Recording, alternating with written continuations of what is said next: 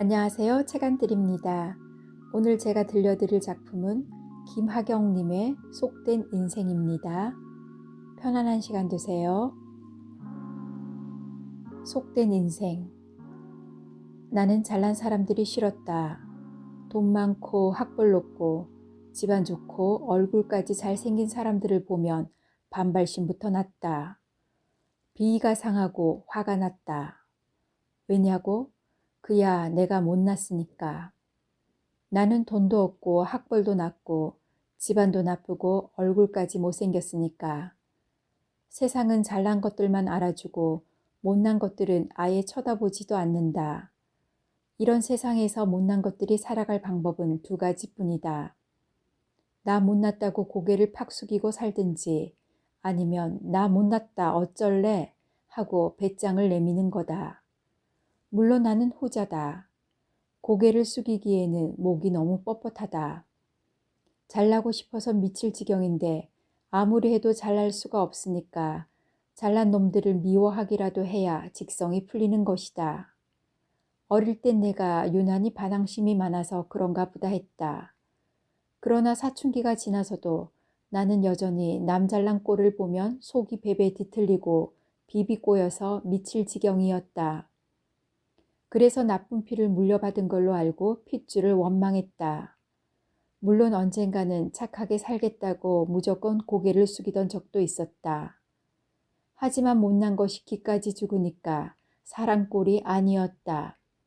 숫째 죽은 목숨이나 다름이 없었다. 결국 다시 잘난 사람을 미워하기로 했다. 내가 죽지 않고 살아가려면 그 수밖에 없었다. 미움도 살아가는 힘이 된다는 걸 그때 처음 알았다. 원래 잘난 사람이 자신을 낮추면 겸손하다며 칭찬을 아끼지 않는다. 하지만 못난 사람이 자신을 낮추면 비굴하다느니 동정을 구걸한다느니 하며 더 깔보고 비웃는다. 그러니까 애초에 겸손이란 잘난 사람만이 부릴 수 있는 미덕이고 잘난 사람에게만 해당되는 단어이다.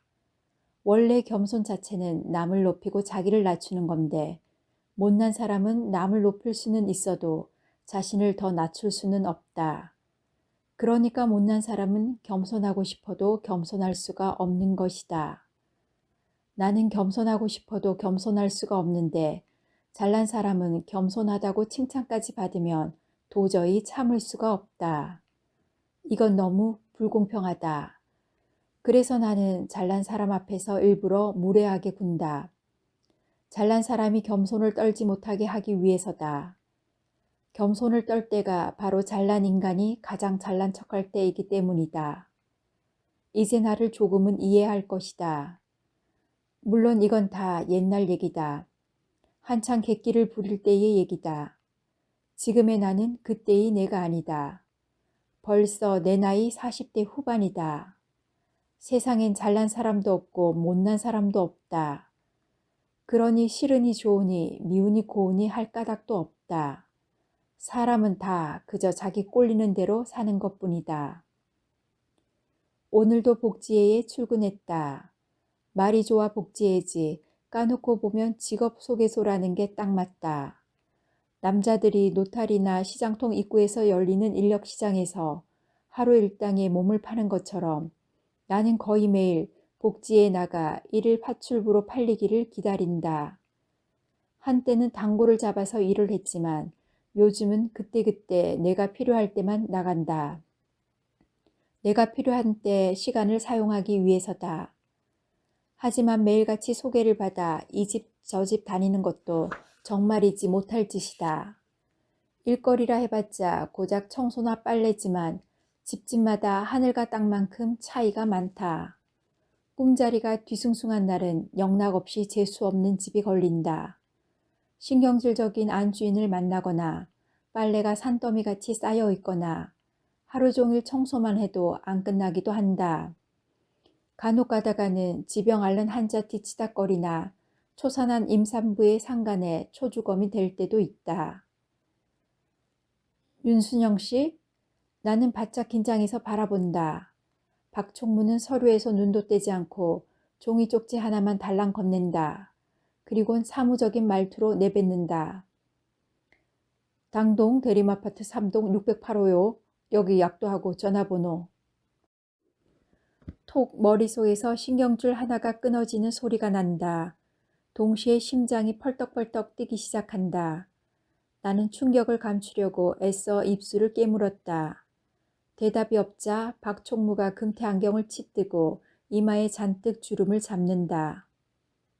왜요? 싫어요? 아니, 그냥. 고요했던 수면이 갑자기 흔들렸다.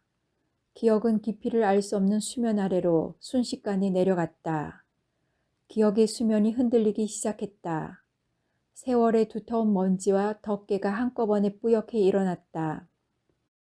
투명하게 막던 물은 순식간에 혼탁해지고 수면 밑바닥에 가라앉아 있던, 아니 감춰져 있던 기억의 조각들이 하나씩 둘씩 수면 위로 떠오르기 시작했다. 오랫동안 나는 그 옷을 잊고 살았다. 그곳에서 만난 사람과 사건들을 잊고 살았다.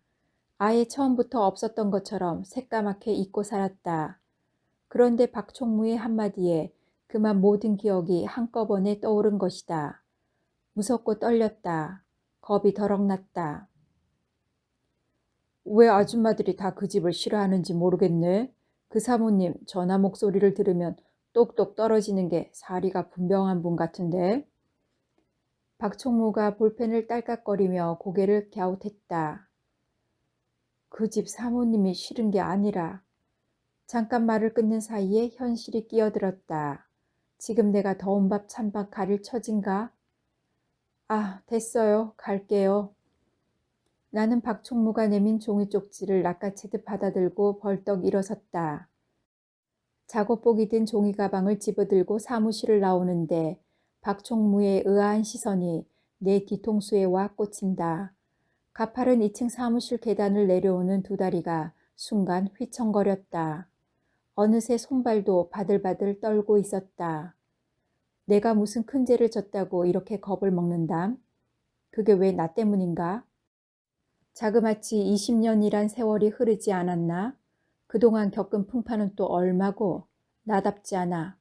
언제나 위기에 강하지 않았던가? 일단 부딪혀 보는 거야. 언젠가는 한 번쯤 부딪힐 거라고 예상했었는데 뭐. 나는 일부러 발 뒤꿈치에 잔뜩 힘을 주고 씩씩한 척 걸었다. 횡단보도 앞에서 신호등을 기다리고 있는데 다시 몸이 떨렸다. 생각도 하고 싶지 않다는 강한 거부감이 들었다. 동시에 호기심도 일었다. 과연 그때의 기억을 떠올리면서 내가 어떤 반응을 보일지 궁금하기도 했다. 여전히 괴로워할까? 아니면 잠깐 흔들렸다가 아무렇지 않아 할까?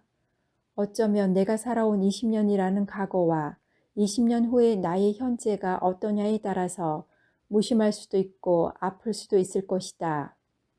어쩌면 난 지금 그걸 확인하고 싶은 건지도 몰랐다. 20년이라는 세월이 나를 어떻게 변하게 만들었는지를 알고 싶은지도 몰랐다. 사는 게 다 그렇지 뭐. 한 가지 지난 일에만 매달릴 수 없는 게 인생이지. 끊임없이 새로운 일들이 일어나고 그 일들을 해결하려고 이리저리 뛰어다니는 동안 지나간 나쁜 기억들은 까맣게 잊어버리게 되는 것 아닌가.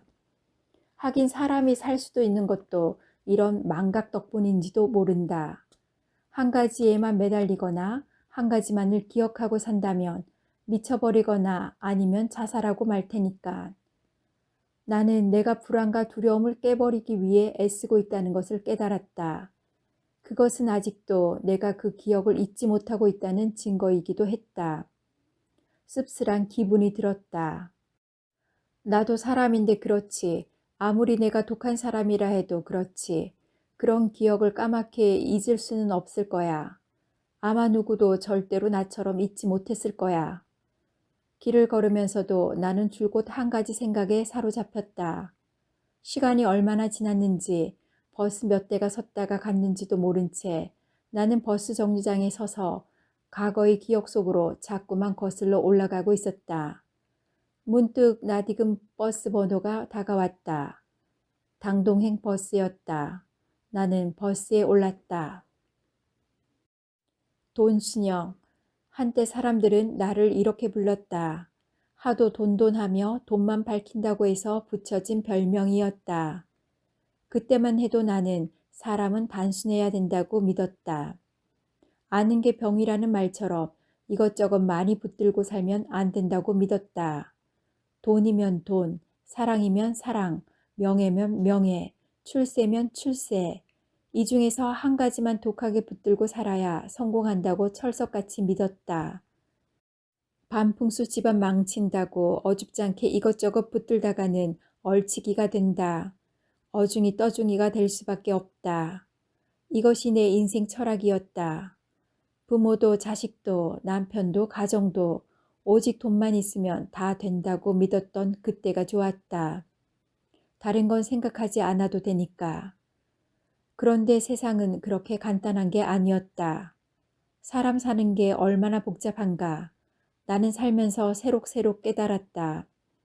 한 가지만 붙들려 해도 그 한 가지가 계속 꼬리를 물면서 결국은 여러 가지가 복잡하게 얽히고 설키게 된다는 사실. 그러니 어중이 떠중이가 되고 싶어 되는 게 아니라 한 가지만 생각하며 살 수 없는 세상이기 때문에 결국 어중이 떠중이로 살 수밖에 없다는 사실. 이런 게 소위 나이 먹는 티를 내는 건지도 모르겠다. 하지만 살수록 세상이 복잡하다는 것만은 분명했다. 이제 내 머리는 뒤죽박죽이 되어버렸다. 지금도 나는 뭐가 뭔지 알 수가 없다. 그토록 반풍수를 싫어했건만 결국은 반풍수가 되어버렸으니 어디서부터 무엇이 잘못되었는지 모르겠다. 원래 나는 서울 토박이다. 서울에서도 산동네가 내 고향이다. 한강이 내려다 보이는 노량진 본동 산꼭대기에서 태어나 남산 및 해방촌으로 봉천동 산꼭대기에서 상도동 산꼭대기로 다시 당동 산꼭대기로 이렇게 상정상에서 상정상으로 옮겨 다니며 살았으니 서울의 모든 산동네가 다 내 고향인 셈이다. 산동네가 올라가기가 힘들어서 그렇지 한번 올라서기만 하면 가슴이 탁 튀는 맛이 그만이다.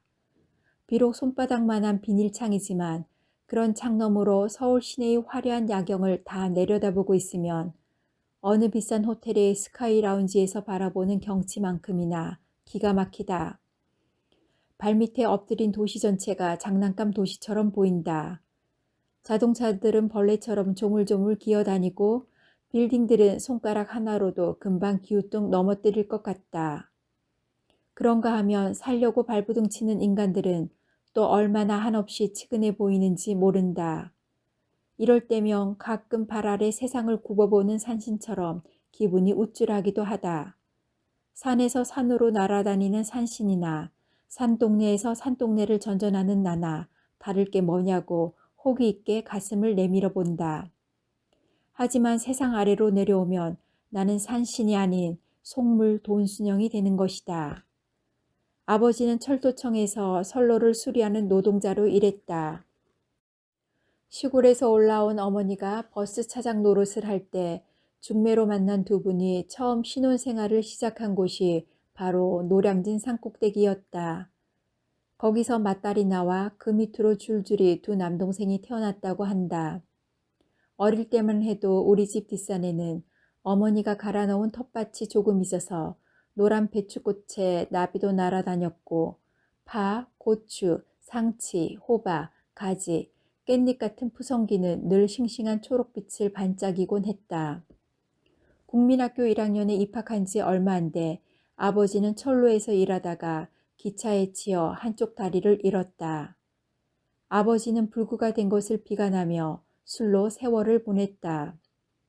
그 사이에 얼마 안 되는 퇴직금과 위로금은 바닥이 나버렸다. 아버지는 쩔뚝거리는 다리로 용산역에 나가서 리어카를 끌었다. 그러나 5 식구를 먹여 살리기에는 역부족이었다. 결국 어머니가 용산역 앞 식당에 나가 설거지를 시작했다. 아버지는 일 나가는 날보다 술 마시고 집에서 뒹구는 날이 더 많았다. 매일 밤 부부싸움이 잦아졌고 아버지의 폭력도 날이 갈수록 심해졌다. 어느 추운 겨울이었다. 전날 밤 어머니와 전쟁 아닌 전쟁을 치르고 난 아버지는 오후 늦게까지 누워있다가 갑자기 무슨 마음이 들었는지 리어카를 꺼냈다. 그리고 오랫동안 쌓인 먼지를 털어내고 리어카를 밀고 용산역으로 나갔다. 그러나 그날 밤 이후 아버지는 집에 돌아오지 않았다. 아니, 돌아올 수가 없었다. 술에 취해 비틀거리면서 리어카를 끌고 횡단보도를 건너다가 그만 과속으로 달리던 차에 치여 그 자리에서 목숨을 잃었던 것이다. 가해자는 만취한 아버지가 차에 뛰어들었다고 거짓으로 진술했다. 그 진술 한마디로 인해 보상비조차 한 푼 받지 못하고 말았다. 집안은 웃음이 사라졌고 냉기만이 감돌았다. 남산빛 해방촌으로 이사한 건 그 무렵이었다. 어머니는 내가 눈을 뜨기도 전 새벽같이 나가 밤늦게 돌아와서는 퉁퉁 부은 다리와 손으로 김치하고 반찬 만들고 빨래를 마친 뒤에야 잠자리에 들었다. 며칠 동안 어머니와 말 한마디도 못하고 지내는 건 보통이었다.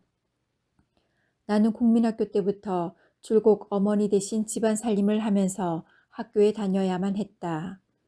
아침에 일어나 밥하고 도시락 싸고 동생들 밥 먹여서 학교 보내는 일이 내가 맡은 일과였다.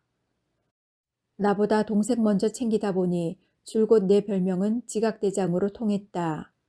납부금을 못 내서 교무실에 불려다니는 건 보통이었고 숙제나 성적 때문에 단골로 벌을 서거나 손바닥을 맞기도 했다. 나는 학교에만 가면 동네 북이 되었다. 매 시간 매일같이 맞지 않는 때가 없었다. 지옥이 따로 없었다. 학교 가기가 죽기보다 싫었다. 두 남동생도 골칫거리였다. 한 놈이 동네 가게에서 물건을 훔쳐서 손이 발이 되도록 빌고 또 빌고 물건값을 물어주고 나면 이번엔 또 한 놈이 동네 아이를 때려서 치료비를 물어줘야만 했다. 거친 남자애들을 잡아줄 아버지의 권위는 집안에 남아있지 않았다. 엄마도 나도 남동생들을 포기해야만 했다. 나도 중학생이 되면서 문제아로 변했다. 가끔 학교를 빼먹고는 서울역 주변이나 남산 근처를 어슬렁댔다. 극장과 빵집도 단골로 들락거렸다.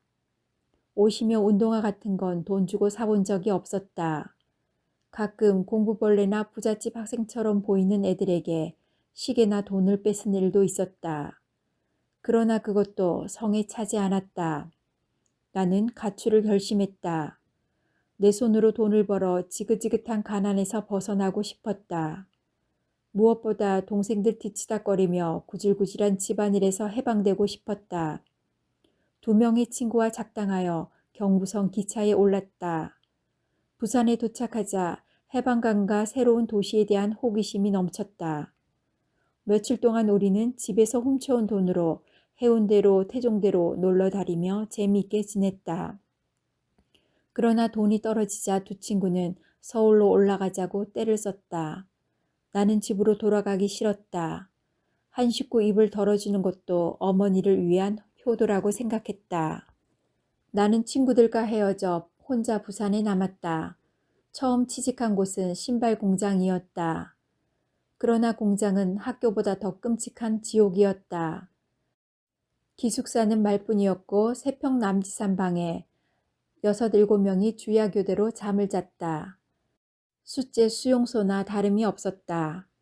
게다가 남자 반장들은 걸핏하면 여공의 몸을 더듬거나 집적거렸고 손찌검도 예사로 했다. 월급도 형편없었다. 겨우 한 달을 채우고 월급을 받자 나는 그 길로 다시 서울로 올라와 버렸다. 그때 이후 나의 화려한 직업 전선이 시작되었다. 버스 차장, 가게 점원, 식당 종업원, 극장 매표원. 안 해본 일이 없었다. 트럭 운전을 하던 지금의 남편을 만난 건 19살 때였다. 비록 나이는 어렸지만 나는 몸집이 커서 그런지 나이보다 훨씬 더 들어 보였다. 남편 역시 나와 같은 산동네 출신이었다. 삼양동이 그가 태어나서 자란 동네였다. 만난 지 얼마 안 돼 임신을 하는 바람에 우리는 동거부터 시작하게 되었다. 상도동 산꼭대기 월세방에 신혼살림을 꾸린 우리는 억척스럽게 일했다. 첫 딸 진이를 낳고 신혼 2년 만에 신림동 낙골에 전셋방을 얻었다. 하지만 남편의 화물차 사고 한 번으로 전세금은 연기처럼 홀랑 날아가 버렸고 다시 월세방 신세로 떨어져 당동 산 1번지로 흘러들게 된 것이다. 면허를 뺏긴 남편은 건달 반 스페어 운전수 반 잡부 반으로 지냈고 나는 이웃 아줌마의 소개로 시간제 팥줄부 일을 시작했다. 하지만 4살짜리 딸 진이를 맡길 곳이 없는 게 문제였다. 이웃에 맡길 수 있는 날은 그나마 다행이었다. 어느 날은 진이 혼자 방에 가두어 놓고 밖에서 자물쇠를 채우고 나가기도 했다. 일이 손에 잡힐 리가 없었다. 때마침 이웃 아줌마가 타가소 이야기를 꺼냈다. 하루 종일 애를 봐주는 놀이방이 있다고 했다. 대신에 세입자 대책위원회에 가입해야 한다고 했다. 나는 뛸 듯이 기뻤다. 살인만 아니면 어떤 조건도 들어줄 수 있을 것 같았다. 그만큼 절박했다. 사실 그때까지만 해도 나는 재개발이니 철거에 대해 아무것도 몰랐다. 철거 지역인 줄 알면서도 이사 들어온 처지라 철거당하기 전에 악착같이 전세 얻을 돈을 모아야 된다는 한 가지 생각밖에 없었다. 솔직히 세입자들이 정부에게 주거 대책을 요구한다는 얘기를 처음 들었을 땐 한마디로 황당했다. 아닌 말로 자본주의 사회에서는 집주인이 나가라면 나가는 게 당연한 일이 아닌가. 세입자 주제에 무슨 대책을 요구할 권리가 있단 말인가. 말도 안 된다. 본래 철거 지역에는 별의별 사기꾼과 도둑놈들이 새파리 끓듯 꼬여들기 마련이었다. 그러니까 주택조합이니 뭐니 하는 건 다 머리가 팍팍 잘 돌아가는 사기꾼들이 늘어놓는 달콤한 감언이설일 뿐이다. 무식하고 힘없고 세상 물정 모르는 세입자들이 한 푼 두 푼 어렵게 모아놓은 알토란 같은 돈을 빼먹으려는 수작일 뿐이다.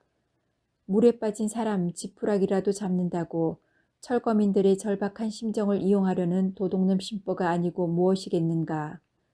그러나 이것저것 따질 계제가 아니었다. 나는 세입자 대책위원회에 가입하기 전에 일단 놀이방부터 찾아갔다. 동네는 일부 집주인들이 잦은 철거하고 퇴거해버려 마치 폐허처럼 변해 있었다.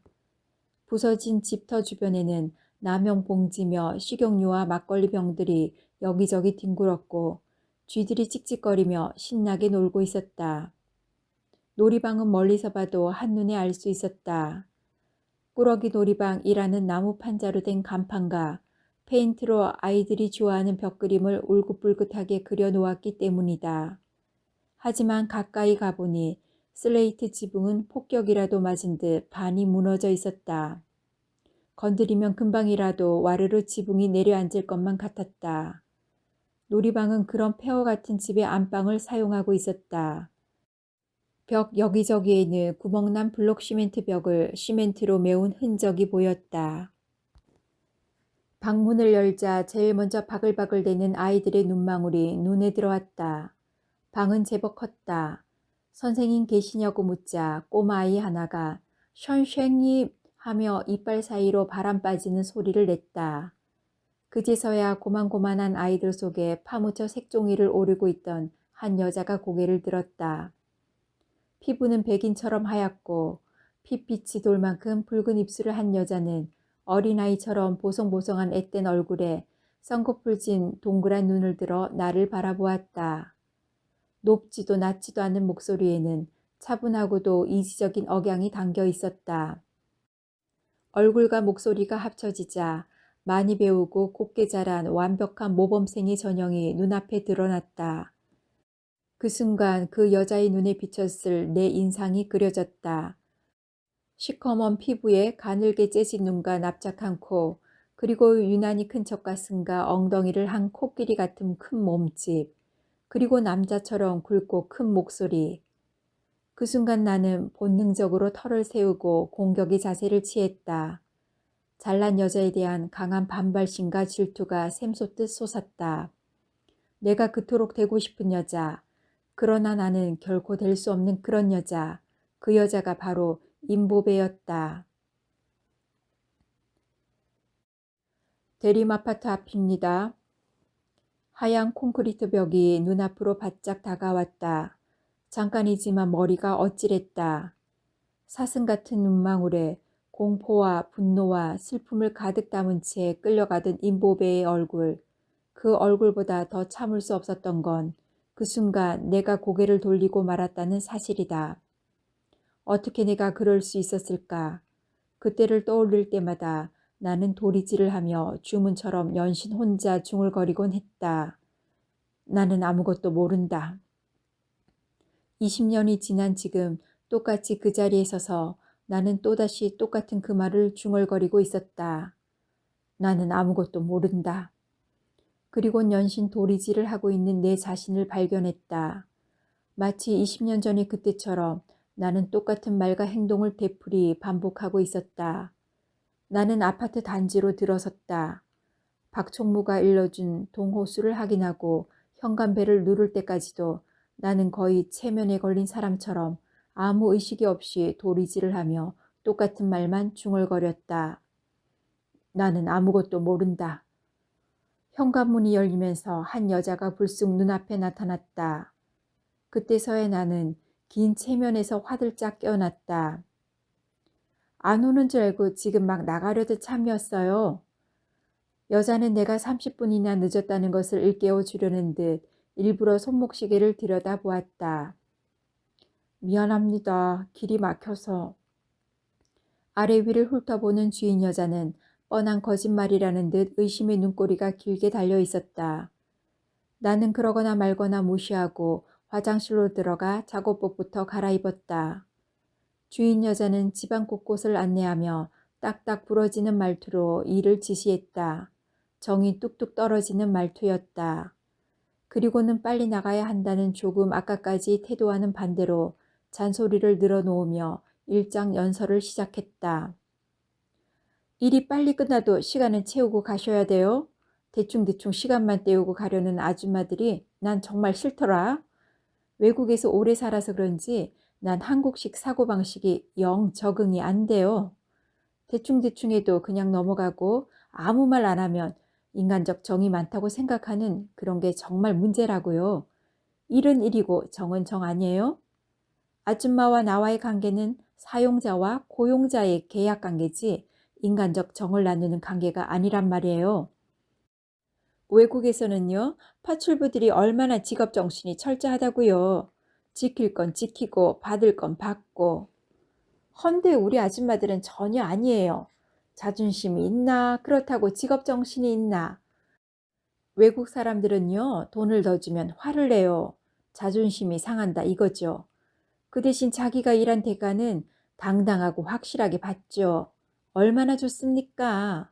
약속 시간 정확히 지키고 일 정확히 해주고 대신 돈 정확히 계산하고 그러면 되는 거 아니에요?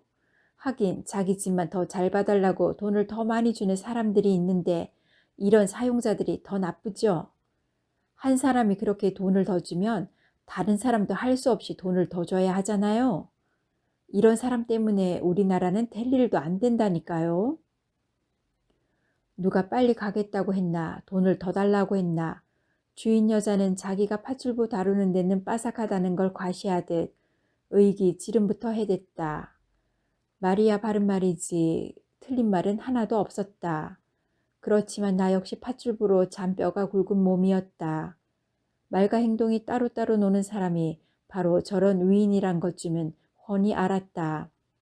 남보다 일은 더 부려먹고 싶고 돈은 더 주기 싫을 때 그래서 미리 선수를 치려는 수작이라는 걸 누가 모르겠는가. 저런 쉼통들 때문에 일을 잘해주고 싶어도 정이 떨어져 대충대충 하게 되는 게 아닌가. 단돈 1,000원도 남보다 손해보면 못 참는 성미를 가진 인간이 저런 부류들이다. 살림도 머리를 써야 해요. 머리를. 이렇게 말하던 압구정동 현대아파트에 사는 한 사모님을 알고 있다. 그 사모님은 미국이나 영국의 유명 백화점 세일 기간을 기다렸다가 비행기를 타고 쇼핑을 다닌다. 그러면서 자칭 자기가 대한민국에서 가장 알뜰하고 가장 똑똑한 인류 살림꾼이라고 자랑한다. 하지만 그런 사모님도 죽었다 깨도 모르는 게 있다. 나 같은 팥줄부의 심정이다. 알뜰한 사모님이 어찌 해픈 팥줄부의 마음을 알겠는가. 알 턱이 없고 말고. 그럼 아줌마 수고 좀 해주세요. 주인 여자가 주방을 나갔다. 나는 냉장고 문을 열었다. 하지만 아무리 안을 들여다봐도 냉동실이 꽉 차서 도저히 생선을 넣을 자리가 없었다. 이거 어디다 놓지? 내가 혼자 중얼거리는 소리를 들었는지 현관으로 나가려던 주인 여자가 다시 주방으로 돌아와 냉동실을 들여다보았다. 그러더니 소갈비 세트를 드러냈다. 이건 작년 명절에 선물 들어온 거니까 빼지 뭐. 작년 명절이라니 먹지도 않고 내버릴 고기를 1년이나 넣어두다니. 아까워라. 진작 누구 주지 그랬어요. 그게 그렇지가 않아요. 전에 선물 들어온 갈비가 남았기에 운전기사한테 주었는데 운전기사가 명절 때만 되면 뭐 안 주나 하고 바라는 것 같더라고요. 사람은요, 기대가 자꾸 커지면 의지심이 생겨서 안 돼요. 저는요, 내 친정 여동생에게도 이자 받고 돈 빌려주는 걸요. 아무리 형제라도 이자도 없이 공짜로 돈을 빌려주면 자꾸 의지하려는 마음이 생기거든요. 누구에게 주고 싶어도 함부로 주지 못하는 이유가 바로 그거예요. 세상에, 하긴 별별 인간이 다 있지만 저런 년은 또 처음 보네. 그야말로 구덕이 무서워서 장 못 담글 년이구먼. 핑계치고는 정말 치사하다. 냉장고 청소를 마치니 속이 다 메스꺼웠다. 나는 걸레질을 한 번 할 적마다 맹세를 했다. 다시는 이런 집에 오나 봐라. 직업정신 좋아하시네. 팥줄부가 무슨 평생 직업이냐? 악담을 해도 분수가 있지. 여자가 저렇게 톡톡 재수를 터니까 오던 복도 나가는 법. 저러니 아직도 당구를 못 잡았지. 어떤 팥줄부가 이런 재수 떠는 집에 다시 오고 싶겠는가? 마음 같아서는 청소는 고사하고 집안을 엉망으로 만들고 그대로 나가고 싶었지만 복지를 생각하며 꾹 참았다. 이런 게 없는 사람의 서러움이다 싶어 씹고 또 씹었다. 그나마 다행인 것은 주인 여자가 외출하는 바람에 잔소리를 덜 들어도 된다는 사실이었다. 손빨래 할 것을 대충 비벼 세탁기에 넣은 후 꽉 찬 세탁기를 돌렸다. 그리고 나서 청소를 시작했다. 방이 5개였고 방마다 먼지가 그득했다. 도무지 이 집은 청소를 얼마나 안 한 집구석인지. 청소가 끝나자 이번엔 장롱과 세간들을 기름걸레로 닦았다. 유리창도 닦았다. 그 사이에 다 된 빨래를 건조대에 널고 이번엔 한 다라이나 되는 걸레들을 빨아 삶기 위해 가스레인지를 켰다. 정신없이 일을 끝내고 시계를 보니 바늘이 12시를 가리키고 있었다. 어쩐지 배가 고프다 했는데 역시 배꼽시계가 제일 정확했다. 하지만 냉장고를 청소한 뒤부터 입맛이 싹 사라져 버렸다. 라면 하나로 점심을 때우고 걸레를 빨아 널어놓고 나니 30분이나 지났다. 1시까지는 30분 정도가 남았다. 아파트 베란다의 통유리창으로 넓게 하늘이 펼쳐졌다. 처음 어떻게 말문을 트게 되었는지는 정확히 기억나지 않는다. 나이가 같다는 핑계로 말을 놓고 지낸 다음부터인지 아니면 중학교 동창인 걸 알고 난 다음부터인지는 정확하지 않다. 어쨌든 잘난 사람만 보면 으르렁대며 물어뜯기 바빴던 내가 보배 앞에서 전혀 다른 사람이 된 것만은 분명했다. 보배는 최고의 인류대학 학생이었고 집안도 빵빵하고 얼굴도 예뻤다. 요즘 말로 하면 잘 나가는 퀸카인 셈이다. 반면에 나는 중퇴학력에 뚱뚱하고 못생기고 애까지 딸린 산동네 팥줄부 아줌마였다. 이런 둘 사이에 진정한 우정이 가능하다고 상상이나 할 수 있겠는가? 하지만 그런 불가능이 가능했던 시대가 바로 80년대였다. 80년대는 그렇게 이상하고 특별했다. 소외된 삶의 뿌리를 찾아서라는 책을 읽고 났을 때 내 머릿속에는 밝은 전등 하나가 번쩍하고 켜졌다.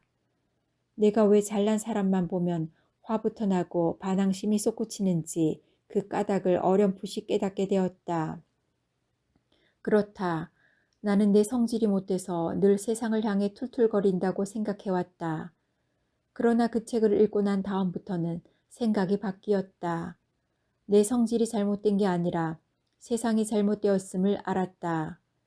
알게 모르게 잘못된 세상으로부터 받은 불평등과 억압에 대한 반발이 쌓여서 성질이 나빠지고 부정적이 된 것이다. 그러고 보면 성격도 타고나는 것만은 아니다. 길러줄 수도 있다는 생각이 든다. 그렇다면 세상이 좋게 바뀌면 내 성격도 좋게 바뀔 수 있을지 모른다. 좋아질 수 있다는 가능성, 이 변화의 가능성이야말로 미래를 밝혀줄 나의 희망이었다. 머릿속에서 전등 하나가 켜진 건 바로 그때였다. 기뻤다. 갑자기 세상이 달라 보였다. 비비꼬이고 비틀린 눈으로 세상을 볼 때와는 사뭇 달랐다. 장님이 눈을 뜬 것처럼 갑자기 세상이 눈이 부실 정도로 환해 보였다. 보배가 왜 이 책을 권했는지 어렴풋이 눈치를 챌 수 있었다. 보배는 소위 운동권 학생이었다. 이런 보배와 가까워진다는 것은 위험을 의미했다. 사실 운동권을 가까이해서 좋을 건 하나도 없었다. 해가 되면 됐지 득될 게 하나도 없었다. 열심히 머릿속으로 주파나를 튕겨볼 것도 없었다. 저울에 달아볼 필요도 없었다. 사실 보배를 만나기 전까지 나는 세상을 오직 하나의 기준으로만 바라보았다. 득이냐 실이냐의 잣대가 그것이다. 만사가 다 나에게 이로우면 좋고 해로우면 나쁘다는 식이었다. 하지만 보배를 만난 뒤 처음으로 나는 세상은 득과 실로만 잴 수 없다는 걸 알았다. 득과 실 말고 또 다른 기준이 있음을 알게 된 것이다. 그것이 바로 옳고 그름에 대한 기준이다. 본래 세상을 재는 기준에는 두 가지가 있다. 하나는 옳고 그름에 대한 기준이고 또 하나는 이롭고 해로움에 관한 기준이 그것이다. 가장 좋은 건 오르면서 또 득이 되는 경우다.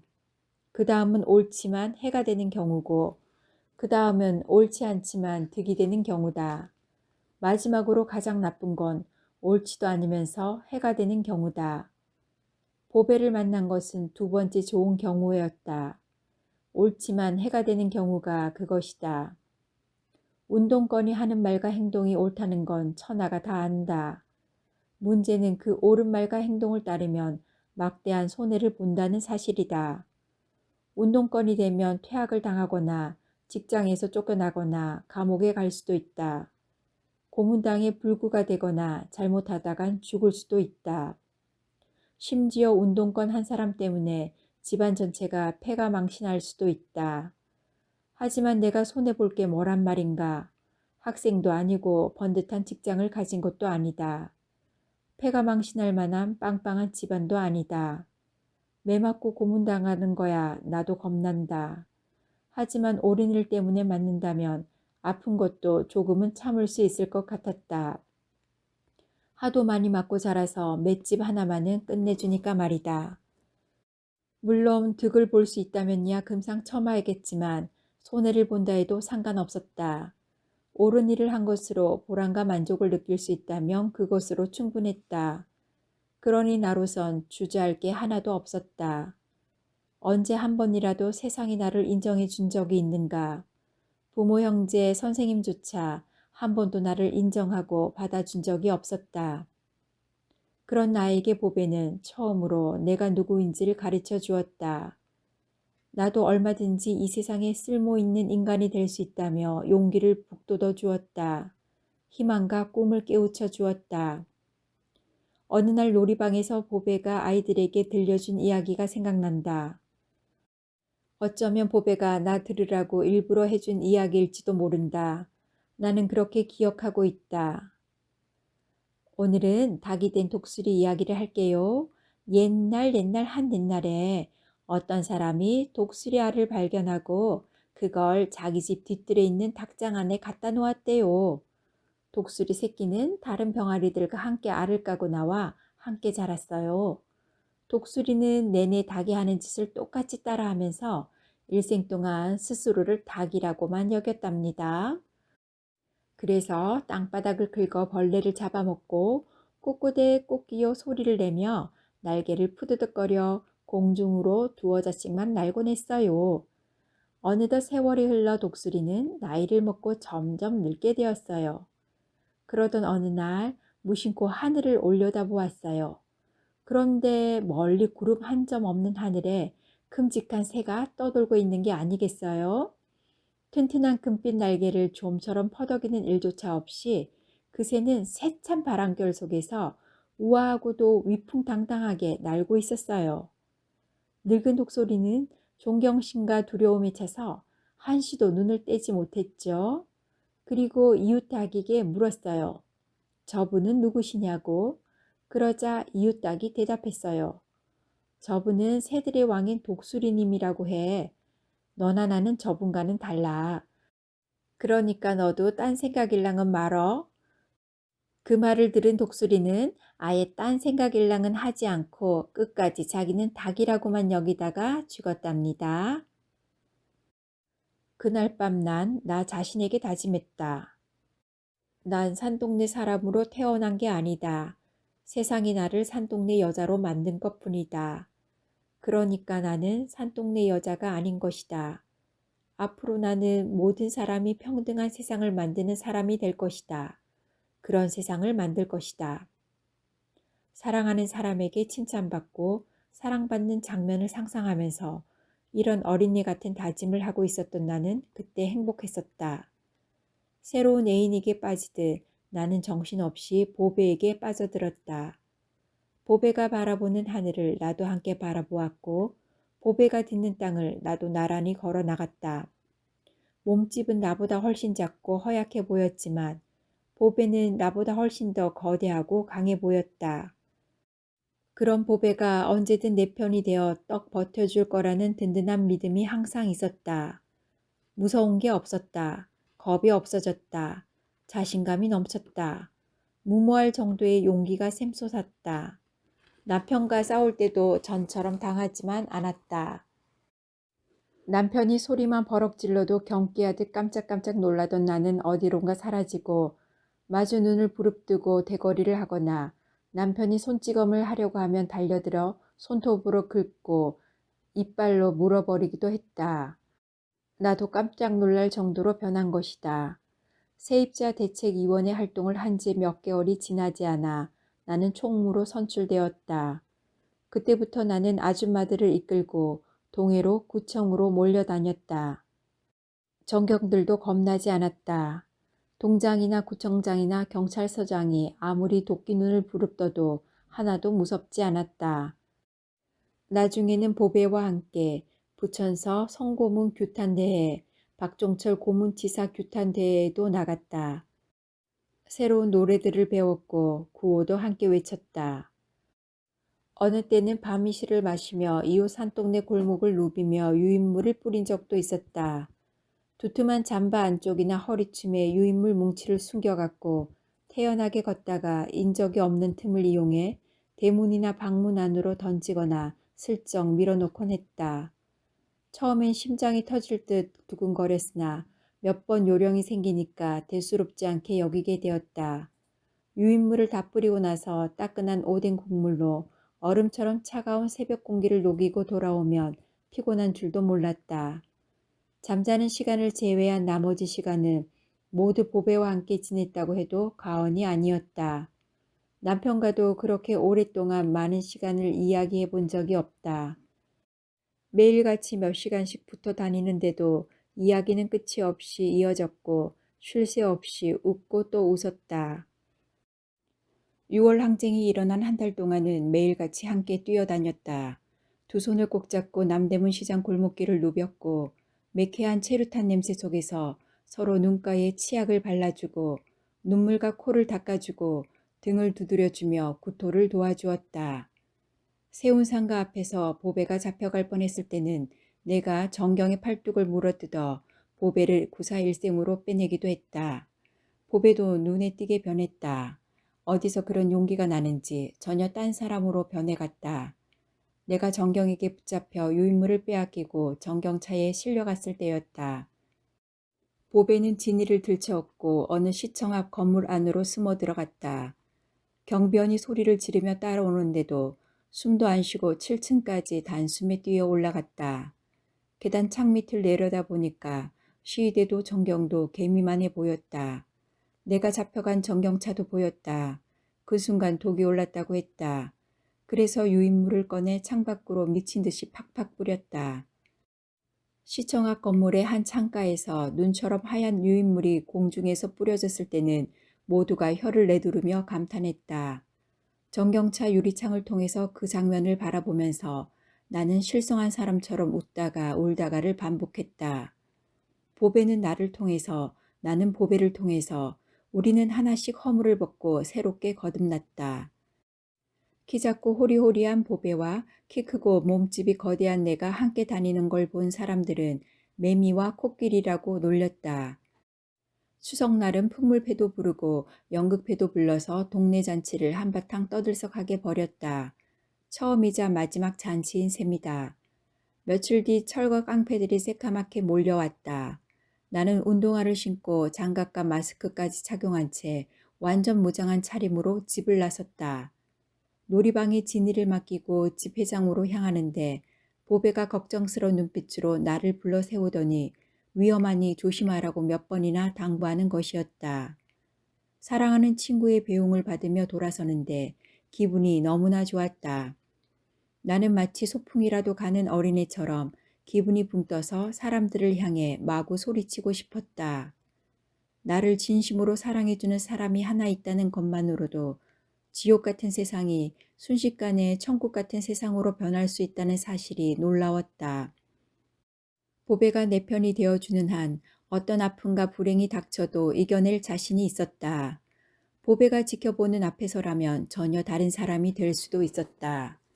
그날 내가 철거 깡패들이 폭력에 맞서 만용에 가까운 용기를 낼 수 있었던 건 이런 배경이 작용했기 때문이었다. 어쨌든 그날 주민들은 끔찍한 희생을 치르고 말았다. 30여 명의 중경상자가 생긴 것이다. 머리가 깨져서 피를 줄줄 흘리며 병원에 실려가 20바늘이나 깨맨 아줌마도 있었다. 다리뼈에 금이 가서 걸음조차 걸을 수가 없어서 이 사람 저 사람 등에 엎여서 간신히 병원까지 실려온 아줌마도 있었다. 손목뼈가 으스러진 사람, 팔다리에 문신처럼 시퍼런 멍자국을 새긴 사람. 환자들이 몰려온 병원은 피냄새와 비명소리로 아수라장이 되었다. 한 가지 이상한 것은 병원에 실려온 사람들이 하나같이 다 여자라는 사실이었다. 깡패들이 쳐들어오기만 하면 대가리를 부셔버리겠다는 둥, 작사를 내버리겠다는 둥, 죽게 아니면 까무러치기로 한판 붙겠다는 둥, 평소에는 큰 소리를 펑펑 치던 남자들이 이날은 거짓말처럼 사라져서 그림자도 찾아볼 수가 없었다. 결국 아줌마와 할머니들만 악으로 깡으로 맞섰다가 모조리 당하고 만 것이다. 제일 먼저 보배가 달려왔다. 커다란 눈망울에서는 금방이라도 눈물이 뚝뚝뚝 쏟아질 것만 같았다. 내 팔에 난 시퍼런 멍자국에 열심히 약을 발라주면서도 보배는 연신 돌아서서 눈가를 닦았다. 걱정 마. 우린 매 맞는데 이골이 난 여자들이야. 명예로운 상처인데 뭐. 환자들은 저마다 자기 상처를 내보이며 자랑스럽게 영웅담을 떠드느라 정신이 없었다. 눈물을 흘리다가는 금방 깔깔대며 웃었고 웃다가는 다시 눈물 콧물을 흘리며 서럽게 울곤 했다. 이런 환자들을 바라보면서 보배는 고개를 갸웃하면서 이해할 수 없다는 표정을 지었다. 사실 초상집 분위기일 거라고 예상하면서 잔뜩 긴장하고 왔거든. 근데 정말 뜻밖이야. 잡초같이 질긴 생명이니 뭐니 하는 말을 책에서만 읽었는데 이제 실감이 난다. 민중의 삶이란 게 바로 이런 거구나 하고 말이야. 사람은 아무리 나쁜 일을 당해도 다 살아가기 마련이야. 사람 목숨이 파리 목숨이란 말도 있지만 또 사람 목숨만큼 모질고 즐긴 것도 없거든. 유식한 말로 이런 걸 생존 본능이라고 하는 거야. 모처럼 대학생 앞에서 우쭐한 기분이 들어 평소에 생각지도 않았던 단어와 표현들이 줄줄 쏟아졌다. 저녁 시간이 되자 남자들이 하나둘 병실에 얼굴을 들이밀기 시작했다. 남편도 슬그머니 문병객들 사이에 끼어 병실로 들어섰다. 방귀 낀 놈이 먼저 성낸다더니 남편은 들어오자마자 인상을 잔뜩 찡그리고는 골부터 냈다. 36개 주랭랑 친 게 미안하고 창피했던지 아니면 주제에 자격지심이 있었던지 여자들이 겁대가리 없이 설쳐대더니 꼴 좋다 하면서 괜히 소리만 버럭버럭 지르다가는 휑 하니 나가버리는 것이었다. 아파트를 나선 것은 1시가 넘어서였다. 나는 열쇠를 반환하기 위해 경비실에 들렀다. 경비는 날 보자마자 시계부터 올려다 보았다. 아마도 주인 여자가 1시 전에 나가지 못하게 경비에게 단단히 일러놓은 모양이었다. 그렇게 의심이 많은데 집은 어떻게 통째로 맡기고 나갔는지 모를 일이다. 나도 모르게 욕이 튀어나왔다. 가을 햇살은 넉넉했다. 병원처럼 하얀색이 도는 아파트는 파란 가을 하늘 아래 유난히 선뜻한 냉기를 내뿜었다. 나는 아파트 뒷문 쪽을 향해 걸음을 옮겼다. 거기엔 아파트 단지 안에 조성해 놓은 작은 공원이 있었다. 이곳은 예전에도 작은 동산처럼 약간 불룩하게 솟아오른 지대였다. 바로 이 아래가 놀이방이 있던 자리였다. 아파트가 들어서기 전 이 산동네에 처녀 세대가 살았다는 사실이 믿어지지 않을 만큼 일대의 지형이 완전히 변해 있었다. 나무 벤치에 앉아 한참을 이리저리 방향을 재보고 전망을 휘 둘러보다 보니 대충 어디가 어딘지 조금씩 짐작이 갔다. 저기가 세입자 대책위원회 사무실이 있던 자리고 저쯤이 아마도 그날 무섭게 철거 깡패들과 한판 붙었던 피비린내 나던 싸움터일 것이었다. 나도 모르게 진저리가 쳐졌다. 그날의 처참했던 철거 싸움은 신문지상에 큼지막한 활자로 인쇄되어 전국으로 퍼져나갔다. 제야단체에서 소개해준 변호사를 통해 재개발조합과 사업주를 폭력으로 고소했다. 동시에 깡패들이 폭력을 휘두르는 현장을 둘러싸고 지켜보고만 있던 경찰서 간부의 사진을 첨부하여 직무유기로 경찰도 함께 고소했다. 여론이 불리하게 돌아가자 경찰과 조합 측에서 먼저 협상을 요청해왔다. 그들은 먼저 사과하고 부상자들의 병원 치료비를 전액 물어주기로 했다. 또한 퇴원 후의 치료비에 대해서는 부상 정도에 따라 부상자 개인에게 차등적으로 지불하기로 하고 적게는 30만 원에서 많게는 50만 원 선에서 합의가 이루어졌다. 특별히 머리 20반을 꿰맨 장씨 아줌마와 팔다리에 깁스를 한 2명에게는 각각 100만 원씩이 지급되었다.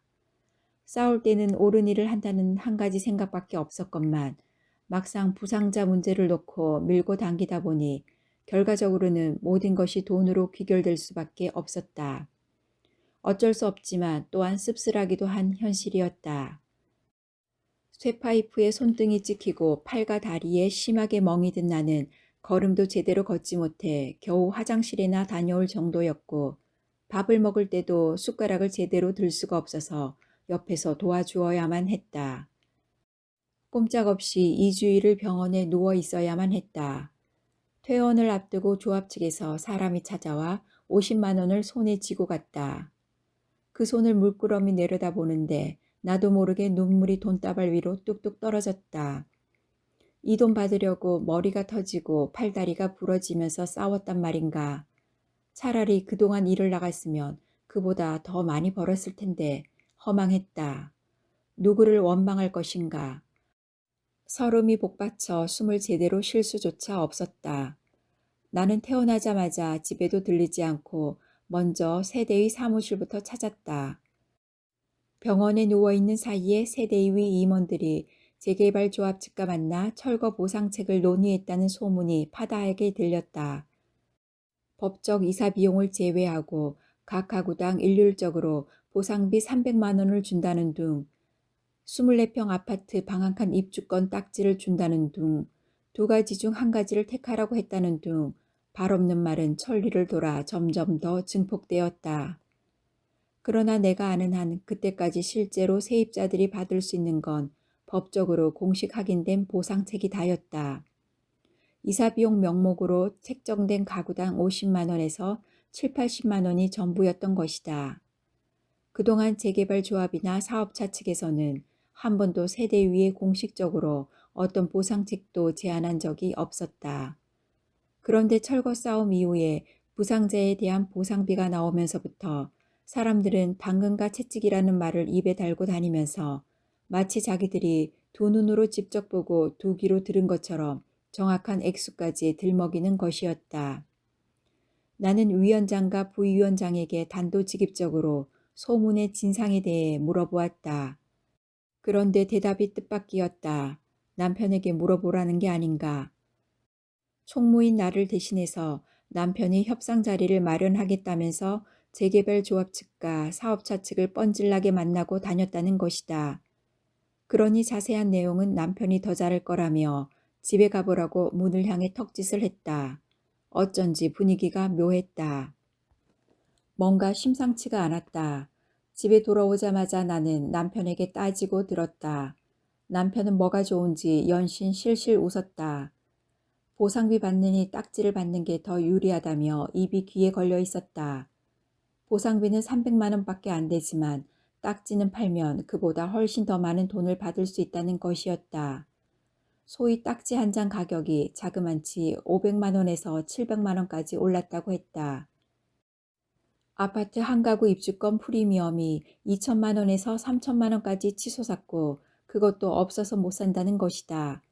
그런데 세입자들이 받는 방 하나 입주권 딱지를 석 장 모으면 아파트 한 가구 입주권이 된다는 사실을 알게 된 부동산가 복부인들이 딱지를 사 모으려고 세입자들 앞에 줄을 섰다고 했다. 그러니까 이번 기회에 세대이가 세입자 개인들 딱지를 다 모아서 한꺼번에 부동산이나 복부인 측에 넘기면 최대한의 가격을 받아낼 수 있지 않겠냐는 것이었다. 말하자면 노골적으로 세대위가 딱지 장사를 하자는 제안이었다. 그리고는 갑자기 목소리를 낮추더니 철거 용역 회사에서 아파트 완공 뒤에 경비원 자리를 준다고 약속했다고 소곤거렸다. 그 철거 용역 회사는 전두환 대통령의 동생 정경환의 부하 명의로 되어 있지만 실제 사장은 정경환이라고 했다. 예전에 이런 말을 들었다면 나도 남편과 똑같이 솔깃하며 반색했을지 모른다. 주파날부터 튕기면서 득이냐 실이냐를 따졌을 것이다. 하지만 난 그 옛날의 윤순영이 아니었다. 이제는 먼저 옳고 그름을 따질 줄 알게 되었으니 남편은 나를 몰라도 한참 몰랐던 셈이다. 갑자기 눈알이 빙돌고 피가 머리로 치솟았다. 나는 퇴하고 침을 뱉었다. 에잇, 이 더럽고 치사한 인간, 당신은 사람도 아니야. 나는 손에 잡히는 대로 살림살이를 집어서 남편을 향해 마구 던지며 악다구니를 썼다. 마누라를 개패드 팬 깡패놈한테 복수는 못해줄 망정. 그래, 그놈 가랑이 밑에 기어 들어가서 구걸을 해? 마누라 매품 팔아 취직한 게 무슨 자랑이라고 떠드냐 떠들기를. 그러고도 남자냐? 갑작스런 공격에 당황한 남편은 저항도 못하고 피하기만 하더니 약이 올랐던지 콧김을 씩씩거렸다.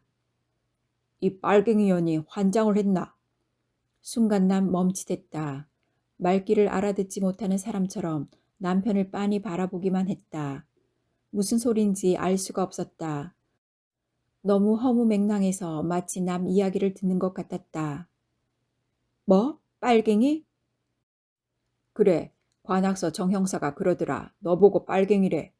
임보배라는 간첩한테 포섭된 빨갱이 알아?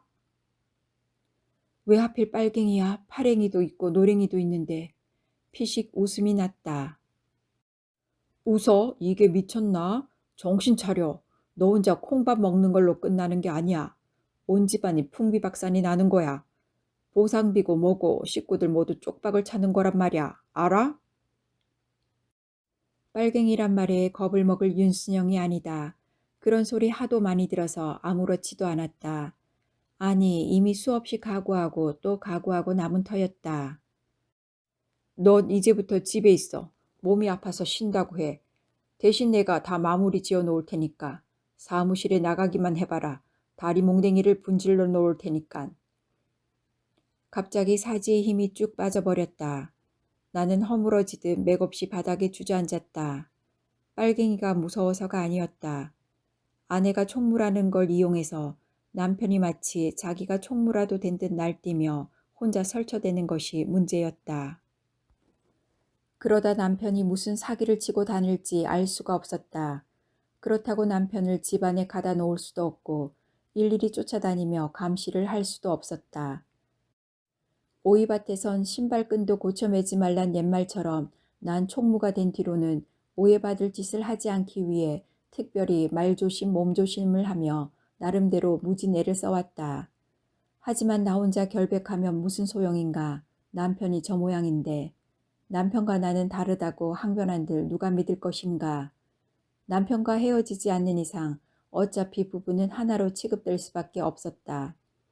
그렇다고 아닌 말로 남편과 헤어질 수도 없는 일이었다. 세대의 총무가 원래 이혼까지 한단 말인가. 남편과 이혼하고 가정까지 깨진 다음에 임대주택 얻어서 살면 뭐 할 건가. 가족이 있고 임대주택이 있는 거지. 가족 없이 임대주택이 무슨 소용이란 말인가. 아무래도 총무직을 그만두어야 할 것 같았다. 며칠 동안 고민 끝에 나는 남편의 감시가 느슨해진 틈을 타서 재빨리 세대의 사무실을 찾아가 사임 의사부터 전달했다. 하루라도 빨리 사임을 해야만 남편이 사고를 치는 걸 막을 수가 있었다. 사직서를 내고 나서야 나는 안도의 한숨을 내쉬며 가슴을 쓸어내렸다. 제일 먼저 이 사실을 보배에게 알리고 싶었다. 그러나 보배는 내가 총무직을 사임했다는 말을 듣고도 전혀 놀라지 않았다. 마치 그럴 줄 알았다는 듯 아무 반응이 없었다. 마치 내 남편의 비행에 대해 훤히 다 알고 있는 눈치였다. 하긴 남편에 대한 소문은 온 동네방네 모르는 사람이 없을 정도니까 그럴 수도 있다. 하지만 보배가 진정한 친구라면 누구보다 먼저 나에게 소문의 진상을 물어봤어야 하는 것 아닌가. 남편과는 무관하게 내 결백만은 믿어주어야 하는 게 아닌가. 한편으로는 보배가 말려주기를 바랐는지도 모른다. 그런 기대 때문이었을까? 나는 보배가 암묵적인 동의를 보내는 듯한 행동을 보이는 것이 도무지 이해가 되지 않았다. 서운함까지 느꼈다. 보배가 남편과 나를 한통속으로 본다는 사실에 큰 충격과 배신감을 느꼈다.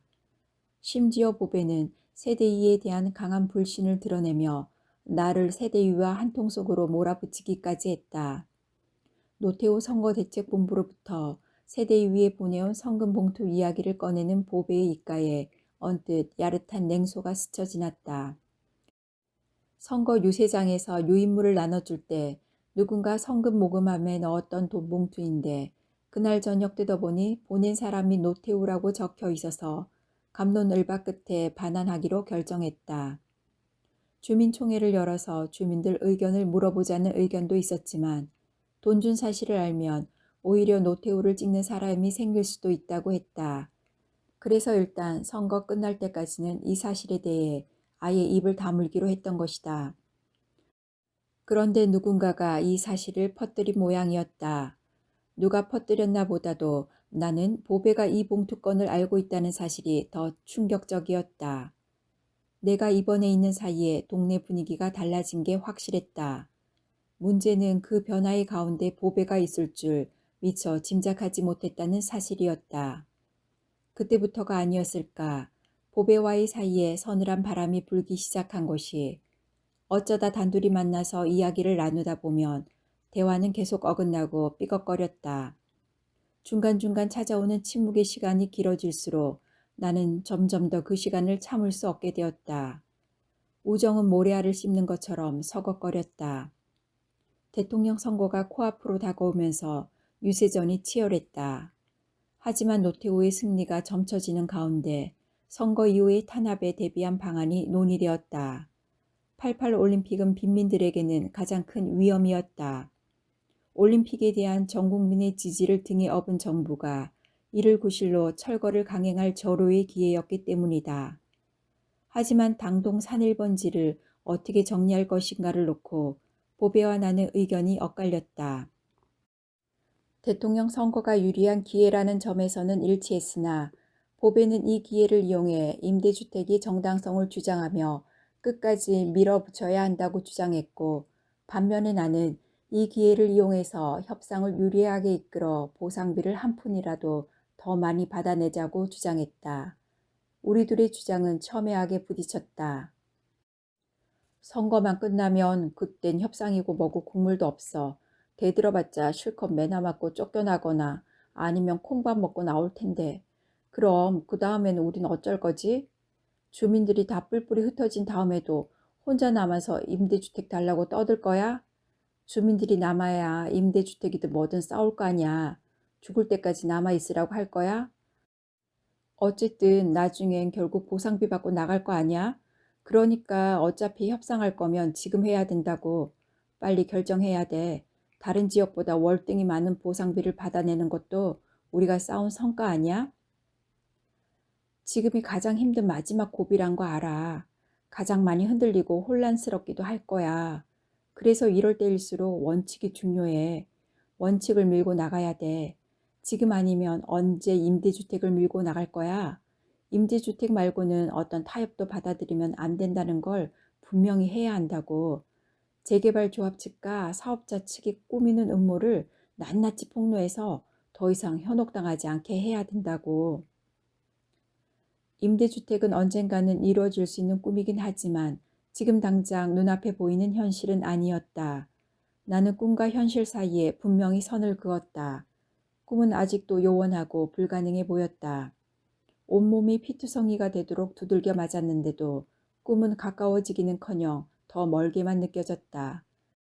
꿈을 이루려면 현실에서 살아남아야 하고 그러려면 현실을 무시하지 말아야 했다.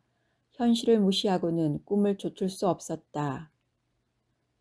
현재는 한 100가구 남았을까 말까 해. 앞으로도 계속 떠나는 사람이 생길 거야.